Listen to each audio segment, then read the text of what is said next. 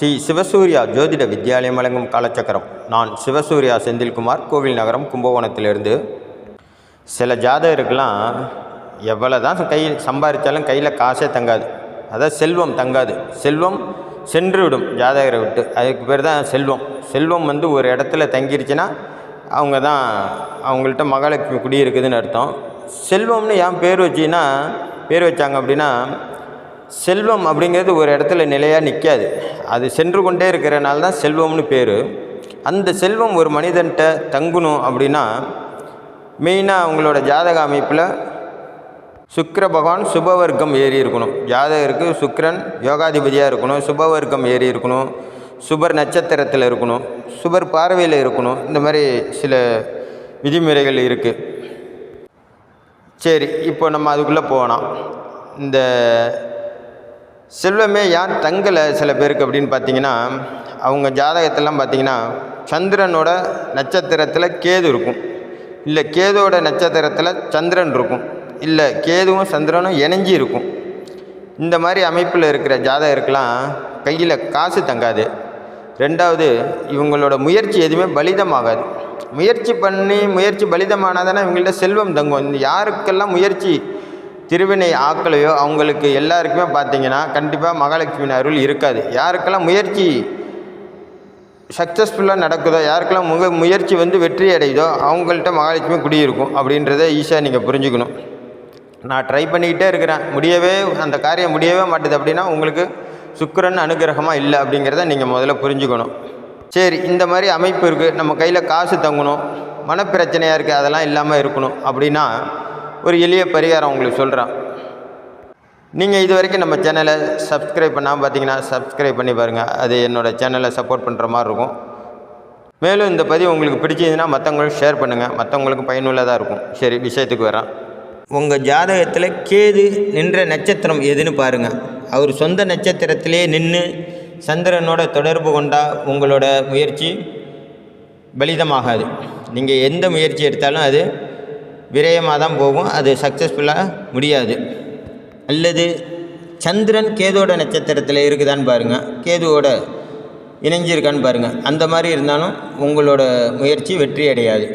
முயற்சியை தடை பண்ணக்கூடிய கிரகம்தான் இந்த கேது பகவான்.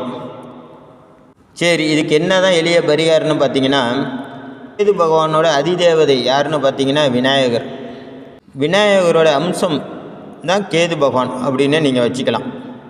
உங்களுக்கு எந்த காரியமும் செயல்படலை, எடுத்த காரியங்கள் தொட்டது தொடங்க மாட்டுது, கெட்டது விலக மாட்டுது அப்படின்னா கேது உங்கள் ஜாதகத்தில் பலமாக இருக்கார், உங்களை முன்னேற விட மாட்டுறாரு அப்படிங்கிறத நீங்கள் முதல்ல புரிஞ்சுக்கோங்க. கேது எந்த ராசி மண்டலத்தில் இருக்காருன்னு பாருங்கள். சர ராசிலையா, ஸ்திர ராசியா, உபய ராசிலையான்னு பாருங்கள். அதே போல் கேது ஆண் ராசியில் இருக்காரா, பெண் ராசியில் இருக்காரான்னு பாருங்கள். ஆண் ராசியில் நின்று உங்களுக்கு காரியத்தடை ஏற்பட்டுச்சு அப்படின்னா பெண் யானையோட முடி, அதாவது பெண் யானையோட வாலில் நீங்கள் பெண் யானையை பராமரிக்கிற பாகன்ட்ட போய் யானை முடி வேணும்னு கேட்டால் அவர் இந்த வால்லேருந்து யானை முடியை கட் பண்ணி கொடுப்பாரு. பெண் யானை முடி பார்த்திங்கன்னா எப்போதுமே லென்த்தாக இருக்கும், குறைச்சலாக ஒரு 7 இன்ச்சு இருக்கும் அப்படின்னு வச்சுக்கோங்க. நீங்கள் பெண் யானை முடியில், அதாவது கேது பகவான் சந்திரனோட சம்பந்தப்பட்டு சுயசாரத்தில் நின்னாலும் சந்திரனோட நட்சத்திரத்தில் நின்னாலும் நீங்கள் பெண் யானை முடியை வாங்கி, அதாவது கேது பகவான் ஆண் ராசியில் சந்திரனோட சம்மந்தப்படணும், இல்லை கேது சொந்த நட்சத்திரத்தில் இருக்கணும். அந்த மாதிரி நின்று உங்களுக்கு காரியத்தடை ஏற்படும் போது பெண் யானை முடியை வாங்கி காப்பாக செஞ்சு போடணும். 3 முடி வாங்கிக்கோங்க. இந்த 3 முடியை வாங்கி கைக்கு காப்பு போடணும். அதில் நீங்கள் எதில் போடணும் அப்படின்னா உங்களோட தனிப்பட்ட ஜாதகத்தை பார்த்தா தான் நீங்கள் செம்பில் போடணுமா, ஐம்பொன்னில் போடணுமா, வெள்ளியில் போடணுமா, இல்லை கோல்டில் தங்கத்தில் போடணுமா அப்படிங்கிறத சொல்ல முடியும். ஏன்னா ஒவ்வொருத்தங்களுக்கும் ஒவ்வொரு மாதிரியான அமைப்பில் இருக்கும். ஆகையினால பெண் யானை முடியை வாங்கி நீங்கள் காப்பாக செஞ்சு, காப்பு கைக்கு போடுற காப்பு செஞ்சு சோத்து கையில் போட்டுக்கோங்க. இதே கேது பகவான்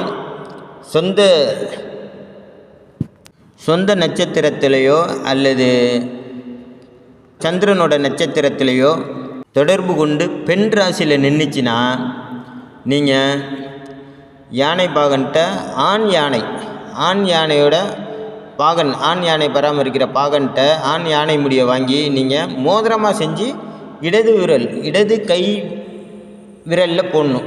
அது எதில் போடணுங்கிறது உங்கள் ஜாதகத்தை பார்த்தா தான் சொல்ல முடியும். கோல்டா, இல்லை ஐம்பொன்னா, இல்லை செம்பிளையா, அல்லது வெள்ளிலையா அப்படிங்கிறது உங்கள் ஜாதகத்தை தனிப்பட்ட முறையில் பார்த்து அதை எதில் போடணும் அப்படிங்கிறத நம்ம சொல்ல முடியும். அதுபோல் ஆண் யானை முடியை வாங்கி நீங்கள் மோதிர விரலில் 3 சுற்று வர மாதிரி போட்டுக்கோங்க. ஏன் அப்படின்னா, இந்த பெண் யானை முடி பெண்ணுக்கு தான் ஜடை முடி அப்படிங்கிறது நீளமாக இருக்கும். அதனால் பெண் யானை முடி நீளமாக இருக்கும். அது ஆண் ராசியில் உட்காந்த கேதுக்கு போடணும். பெண் ராசியில் உட்காந்த கேதுக்கு ஆண் யானை முடி சின்னதாக தான் இருக்கும். ஒரு 3 இன்ச்சு அதிகப்படியாக, இல்லைன்னா 4 இன்ச்சு இருக்கும். ஒரு விரலில் சுற்றி வர அளவுக்கு தான் இருக்கும். அந்த முடி 3 முடி வாங்கி நீங்கள் ரிங்காக செஞ்சு போடணும். இந்த மாதிரி செய்யும்போது உங்களோட காரியத்தடை நிவர்த்தி ஆகும். இதை போடுறதுக்கு முன்னாடி வியாழக்கிழமையில் விநாயகருக்கு போய் 2 நெய் தீபம் ஏற்றி உங்கள் தலையை ஒரு 3 சுற்றி தேங்காய் ஒன்று செதற தேங்காய் உடைச்சிடணும். பிள்ளையாரப்பா, என்னோடய கஷ்டம்லாம் இதோடு தீரணும், என்னோடய முயற்சிகள் எல்லாம் வெற்றி அடையணும், நான் எடுக்கிற எந்த காரியமும் வெற்றி அடையணும் அப்படின்னு சொல்லி ஒரு செதற தேங்காய் உடைங்க விநாயகருக்கு. அதுக்கப்புறம் இந்த விநாயகர் முடியில் செய்த மோதிரத்தையோ அல்லது காப்பையோ கையில் போடுங்க. உங்களுக்கு இந்த காரிய தடைகள் எடுக்கிற முயற்சிகள்லாம் வெற்றி கொடுக்கும். நீங்கள் எதுலேயுமே தோல்வியை சந்திக்க மாட்டீங்க. ஒரு மனிதன் எதுலேயுமே வெற்றி அடையாமல் இருக்கிறான், எந்த முயற்சியும் செயல்பட முடியல அப்படின்னா கிரக கோளாறுகள் கண்டிப்பாக கேதுவோட பங்கு அதில் அபரிமிதமாக இருக்கும். கேது மட்டும்தான் தடை தாமதத்தை உண்டு பண்ணக்கூடிய கிரகம். அதோட சந்திரனோ செவ்வாயோ இணையும் போது ரொம்ப தடையையும் தாமதத்தையும் மன உளைச்சலையும் பொருளாதார நெருக்கடியும் கொடுக்கக்கூடிய அமைப்பில் இருந்துருச்சுன்னா சிரமமாக இருக்கும். அதுக்கு நீங்கள் இந்த யானை முடியை வாங்கி காப்பாவோ ரிங்காவோ செஞ்சு போட்டுக்கிட்டிங்கன்னா சிறப்பு. இன்னமும் நீங்கள் உங்களோட ஜாதகத்தை பாருங்கள். சுக்கிர பகவான் அந்த 2ஆம் வீட்டுக்கு அதிபதியாக சுக்கிர பகவான் வந்தால் அது ஆண் ராசியாக இருந்ததுனாலும் பெண் ராசியாக இருந்ததுனாலும் வெள்ளியில் செஞ்சு போட்டுக்கோங்க. குரு பகவான் வந்தார்னா கோல்டில் செஞ்சு போட்டுக்கோங்க. செவ்வாய் பகவான் வந்தார்னா செம்பில் செஞ்சு போடுங்க. புதன் சனி வீடாக வந்துச்சுன்னா ஐம்பொன்னில் செஞ்சு போடுங்க. உங்களுக்கு இந்த பதிவு பிடிச்சிருந்தால் மற்றவங்களுக்கு ஷேர் பண்ணுங்கள். நன்றி, வணக்கம். நல்லதே நடக்கும். வாழ்க.